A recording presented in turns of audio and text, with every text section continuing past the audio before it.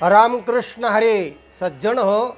आज आपणा पुढे अनंत योगाचा देव्हारा अशा अर्थाचं त्याला भारूड म्हणूया, पण हा अभंग आहे आणि तुकाराम महाराजांच्या गाथेमध्ये तुकाराम महाराजांच्या नावावर आहे. तेव्हा हा अभंग पण भारुडाच्या थाटामध्ये हा गायला जातो. गेली 30 वर्ष पुणे आकाशवाणी केंद्रावर भारूड या अर्थाचं माझं चॅनल म्हणजे तिथे रजिस्टरच मी कीर्तनकार होतो. वारकरी कीर्तन पुणे आकाशवाणी केंद्रावर पहिलं मी आणलं आणि नंतर भारूड लोकसंगीत या 2 पार्ट्या आपल्या रजिस्टर होत्या आणि गेली 30-35 वर्ष पुणे आकाशवाणीला हे 2 कार्यक्रम माझे सतत लागायचे. तुम्ही ऐकले पण असतील. त्यात भारूड हा एक महत्त्वाचा भाग होता लोकसंगीतामध्ये आणि दुसरी पार्टी होती वारकरी कीर्तन. तेव्हा हे जे भारूड आहे तर महाराष्ट्राचं दैवत जे आहे, आराध्य दैवत खंडेराय, आणि आज रविवार पण आहे योगायोगाने. तर या खंडेरायाचं वर्णन करताना तुकाराम महाराज काय म्हणतात ते ऐका. अनंत योगाचा देव्हारा, अनंत योगाचा देव्हारा. खंडेरायाचा जो देव्हारा आहे ना, म्हणजे मंदिर देव बसण्याचा जो असतो तो देव्हारा, तो कधीपासून आहे तर म्हणजे अनंत योगाचा देव्हारा आहे बाबा हा. आता पंढरीरायाचं वर्णन करताना पांडुरंगाचं योगे 28 विटेवर उभा, 28 युग आहे असं सांगतात. पण हे त्याच्याही पेक्षा अनादी कालापासून, म्हणजे याला गौरव अलंकार म्हणतात. म्हणजे अतिशोक्ती अलंकार असा जो शास्त्रामध्ये किंवा साहित्यामध्ये अलंकार आहेत त्यातला हा गौरव नावाचा हा अलंकार आहे. तर तुकाराम महाराज म्हणतात की हा खंडेरायाचा देव्हारा कधीपासून आहे. अनंत योगाचा देव्हारा. तर हा अनंत युगाचा देव्हारा आहे.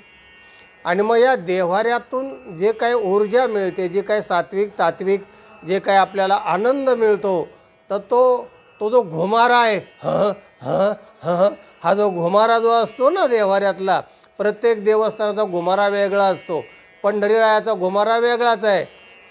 ज्ञानबा तुकाराम, ज्ञानबा तुकाराम, ज्ञानबा मंडली हा घुमारेच आहेत सगळे. निज बोधाचा घुमारा. निज म्हणजे स्वतःचा बोध, हाच त्यातला घुमारा आहे. म्हणजे पहा, अंतर्ज्ञान, आत्मज्ञान हाच घुमारा महत्त्वाचा आहे असं तुकाराम महाराज म्हणतात. अवचित भरला वारा या मल्हारी देवाचा, अनंत युगाचा देव्हारा. आणि या मल्हारी देवाचा अवचित वारा भरला. म्हणजे अवचित म्हणजे एकाएकी लागण झाली, फैफर आलं. कोणाचं? मल्हारी देवाचा, अनंत युगाचा देव्हारा. पुढे तुकाराम महाराज म्हणतात शोध सत्वाचा कवडा मोठा. कवड्याची माळ असते ना, ते बोध बिरडे बांधीला गाठा. त्याच्या गाठी जे आहे त्या बिरडे, बोधरूपी. बोध कोणचा?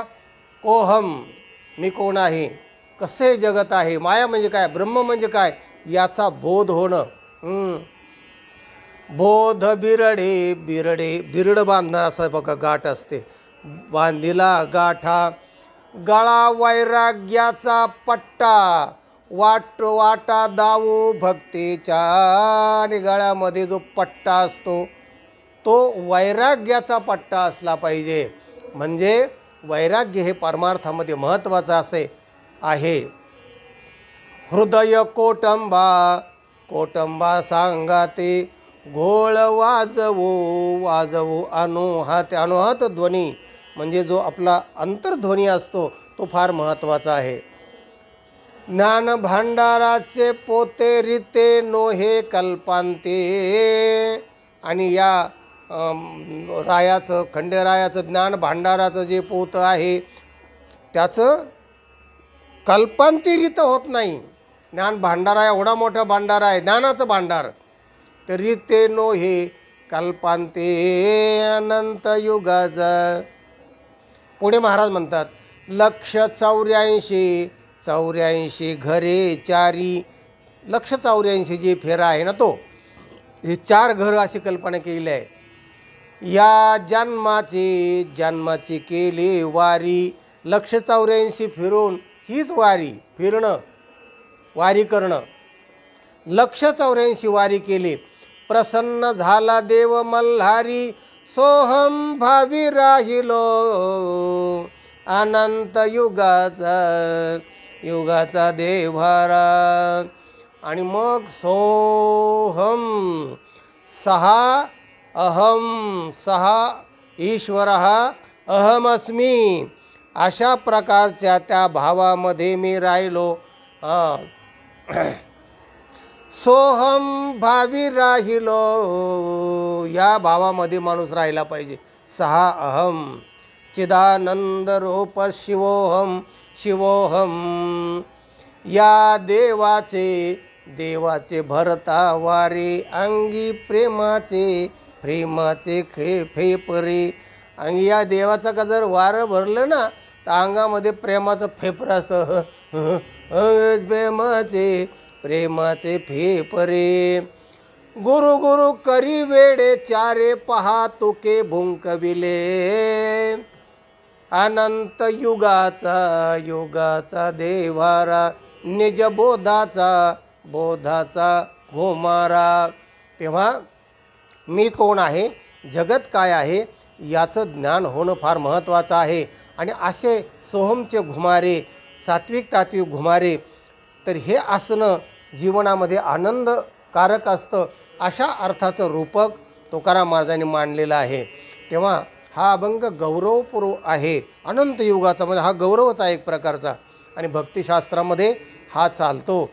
भक्तीची एकात्मता वारकरी संप्रदायामध्ये आहे. कारण ते या देवतांना मानतात, खंडेरायाला मानतात.